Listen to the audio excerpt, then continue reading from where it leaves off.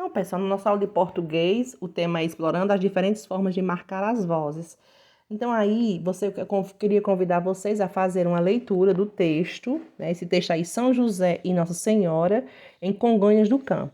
Antes da gente começar aqui, eu postei aí um texto para vocês, um slide, onde a gente conversa um pouquinho sobre discurso direto e discurso indireto. Então, nós aprendemos que o discurso direto, onde tem sempre os dois pontos, depois vem o travessão na fala seguinte. E aprendemos também o que é um verbo dicende, não é isso? Então, nesse texto aí, da página 42, tem um texto e vocês podem observar o tanto de coisa errada que tem com relação ao discurso direto. Vocês estão vendo aí os dois pontos antes da palavra havia. Está certo? Não, não está certo, né? Não está, está errado. A interrogação antes da frase é assim.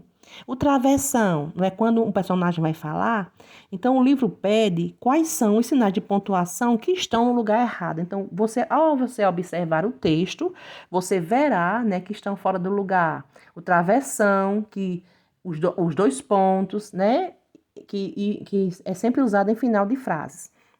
Na letra B, diz assim: qual seria a pontuação mais adequada para iniciar um diálogo e para as falas da personagem? Qual é? Então, nós já aprendemos que os dois pontos, eles devem vir sempre antes do verbo de enunciação ou verbo de sende, né? Já na aulinha de baixo, vocês colocam sempre o seu travessão antes da fala do personagem, não é isso?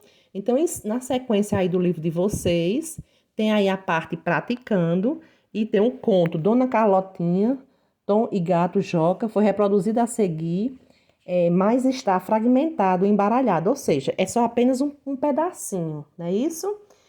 Em dupla, enumere e organiza as partes do texto para facilitar a leitura e compreensão. Então, nós não vamos fazer isso em dupla, porque nós não estamos em sala de aula, vamos fazer isso sozinho, não é verdade?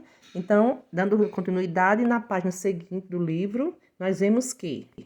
Então, na sequência dessa atividade, da página 43, tem aí para você colocar em ordem o conto. Então, a professora já postou aí no grupo o conto, né, em estudo, que é Dona Cotinha, Tom e Gato Joca. Você já ouviu e agora você vai colocar nesses parênteses a ordem da numeração. Então, quem é que vem primeiro? Como é que começa o texto?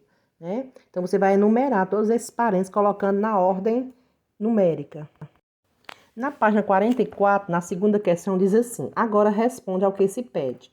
A primeira parte termina com o verbo dicende, dizer.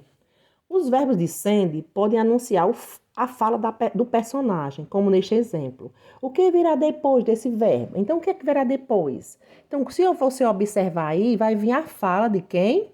Da personagem Dona Cotinha, tá certo? É o que você vai escrever. Na letra B, diz assim: na parte 3, não temos o verbo dicende. Esse trecho apresenta discurso direto ou discurso indireto. Além de não ter verbo dicende, o que falta no texto e nos permite chegar a essa conclusão. Então, você vai observar lá que você vai dizer primeiro se o discurso é direto e discurso indireto, certo? E o que é que está faltando lá? Está faltando o quê? Está faltando um sinal. Então, você vai descobrir qual é o sinal, né? Se é um travessão, se é um dois pontos, tá certo?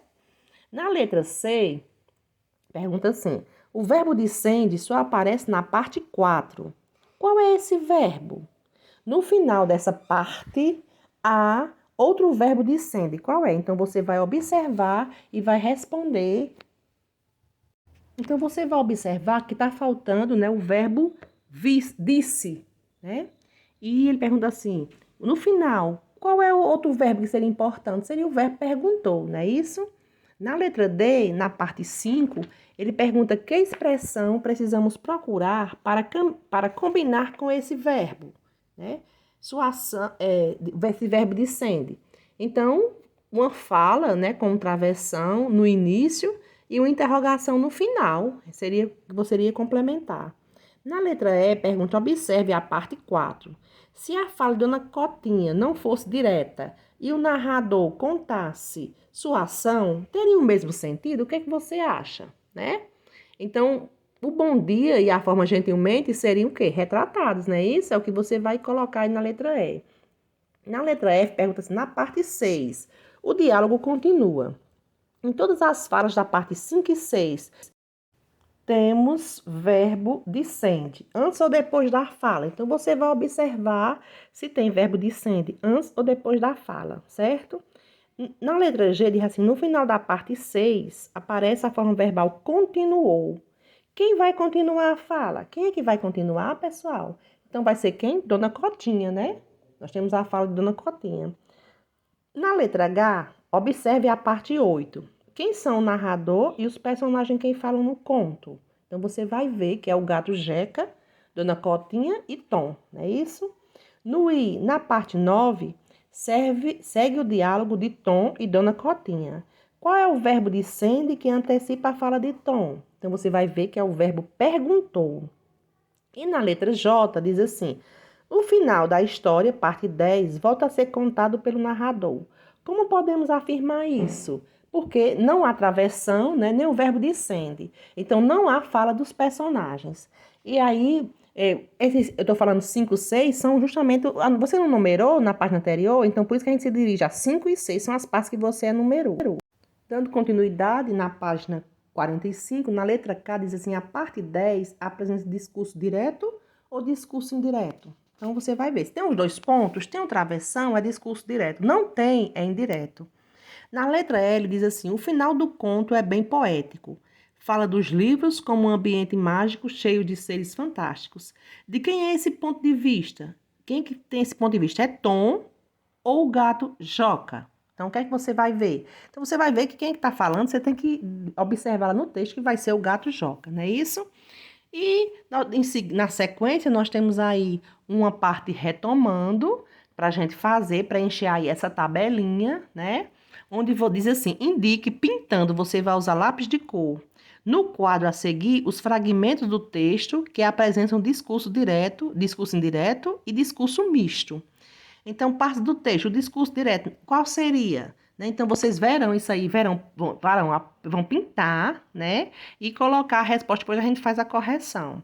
E na segunda, você vai assinalar aí nesses parênteses de, para se tratar de discurso direto, e para se tratar de discurso indireto, nas sentenças a seguir. Então, nesses parênteses aí, você vai observar e vai colocar nesses parênteses 2, 1 ou 2, tá certo? Ou, desculpe, D ou I. Aí vocês vão fazer essa atividade, vão colocar... Eu deixei só essas duas aí, porque o vídeo já está enorme para explicar. Essas aí são as partes mais fáceis, porque você já entendeu o que é um discurso direto e indireto. Você já assistiu, já ouviu a explicação da professora, né? Você já fez a atividade aí com o conto, então fica mais fácil para você aprender. Então, beijo, fica com Deus.